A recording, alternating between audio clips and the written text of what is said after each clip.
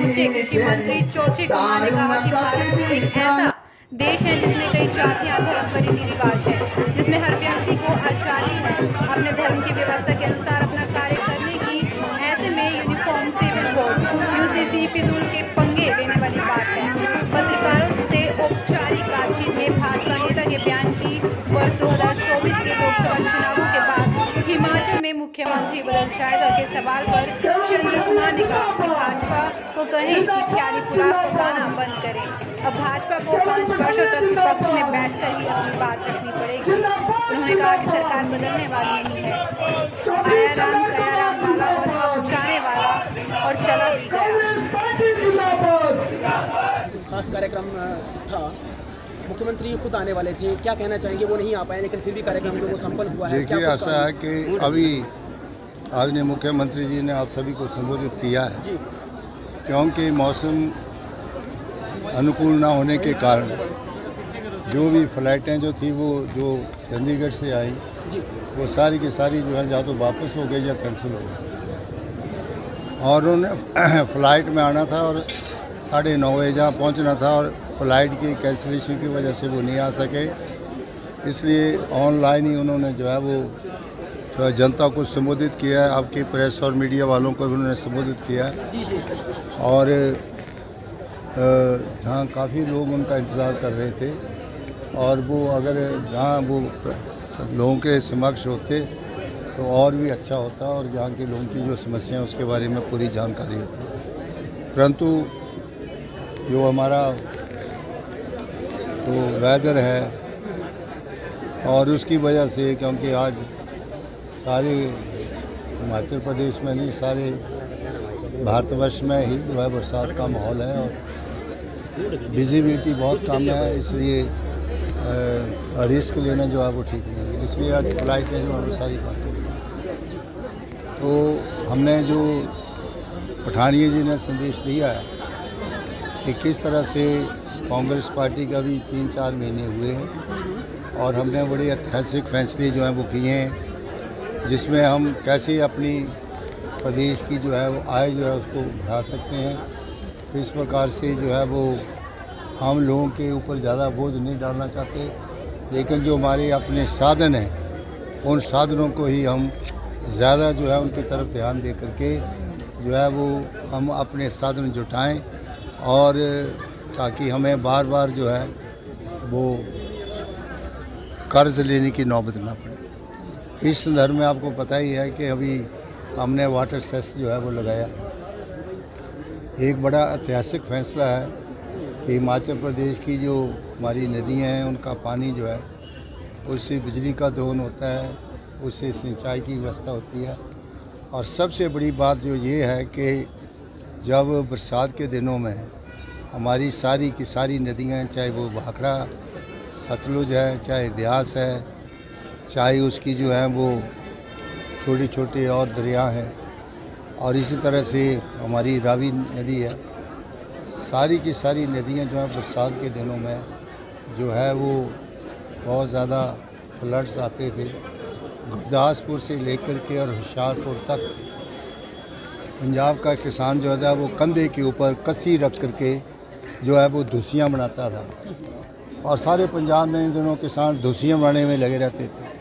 आज जो है वो फलानी धुसी जो है वो लीक कर गई, आज जलंधर की धुसी टूट गई, आज जो है वो हमारे किसी गुरदासपुर की धुसी चली गई।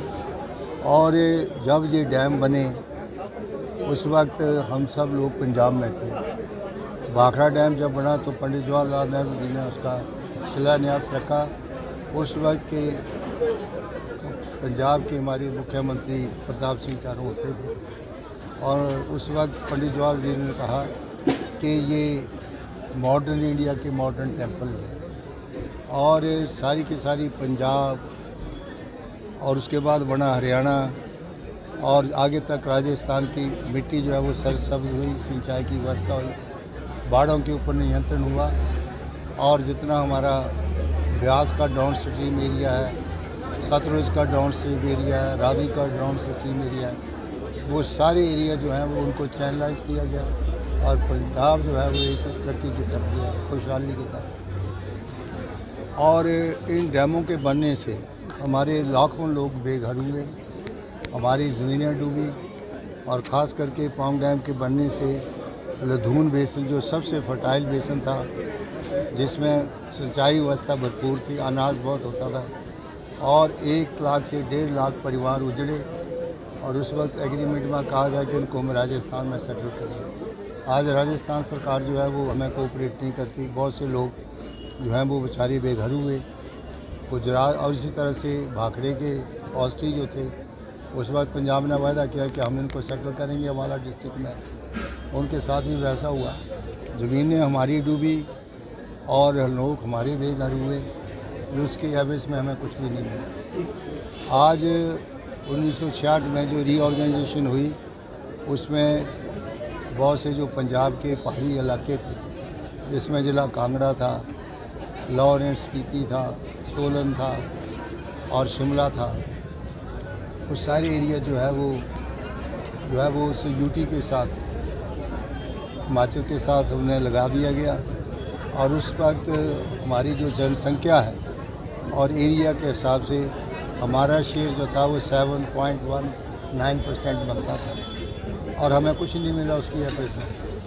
और इस तरह से जो भी बड़े बड़े डैम बने, पौंग डैम से हमें ना तो बिजली मिलती है, ना सिंचाई की व्यवस्था, पानी मिलता है। और उस एग्रीमेंट में जो पौंग डैम का एग्रीमेंट बना, उसमें पानी जो है वो राजस्थान को गया और बिजली जो है वो पंजाब को चली गई, उसमें हमें कोई हिस्सा नहीं मिला। हमारी अब मांग ये है कि जो रीऑर्गेनाइजेशन एक्ट ऑफ 1966 बना, उस ऑर्गेनाइजेशन एक्ट के तहत हमें जो है वो 7.198% हिस्सा जो है 1960 से पहले जो डैम बने हैं बिजली का और 1960 के बाद जो डैम बने हैं उसमें भी बिजली का हमें हक जो है वो मिलना चाहिए। सर, शानन प्रोजेक्ट को लेकर क्या स्टैंड है सरकार का? शानन प्रोजेक्ट ऐसा था कि शानन प्रोजेक्ट का एग्रीमेंट जो है वो राजा मंडी के साथ हुआ और उस वक्त ब्रिटिशर्स की हुकूमत, अंग्रेज़ों की हुकूमत, और 90 साल के बाद के एग्रीमेंट में जो है वो रखा गया कि 90 साल के बाद ये जो प्रोजेक्ट है वो वापस मंडी, राजा मंडी को जाए। आज सारी की सारी रियासतें जो है वो अनेक्स हो गई हैं, आज राजे रजवाड़े नहीं हैं, तो ये दौरा जो है वो हिमाचल प्रदेश को मिलना चाहिए, क्योंकि उस एग्रीमेंट में जो रखा है कि ये प्रोजेक्ट जो है वो 90 साल की अवधि पूरी करने के बाद रिवर्ट बैक होगा जी स्टेट को, यूटी को होगा। और यूटी नहीं है, अब तो स्टेट है।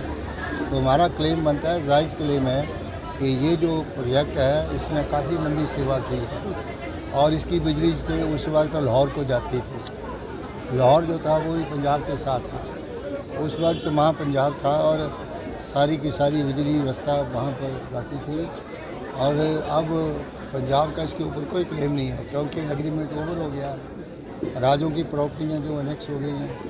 अब ये हिमाचल प्रदेश का हिस्सा है, जिसको कि बड़े प्यार से, शांति से पंजाब को जो है वो हिमाचल प्रदेश को देना चाहिए। सेंटर जो है बहुत सारी चीज़ों पे कटौती कर रहा है और इसको लेकर जो कहीं ना कहीं समर्थन शांता कुमार ने भी दिया है। कहा है कि 90 के दशक में जो उन्होंने फैसला लिया था, आज वही फैसला सुखविंदर सिंह सुक्खू लेने जा रहे हैं। उसको लेकर आप क्या कहना चाहेंगे सर? देखिए, ये जो 7.19% का जो शेयर है, उसके लिए समय के ऊपर सभी जो मुख्यमंत्री हैं उन्होंने इसको बात को उठाया है, लेकिन व्यापक तौर से जो है वो बीच में ये मसला जो है वो अड़ गया, क्योंकि पंजाब में उग्रवाद था। उस वक्त सेंट्रल सरकार से जो है वो हमारे मसले हल हो सकते थे, लेकिन उस वक्त हालात तो अच्छे नहीं थे।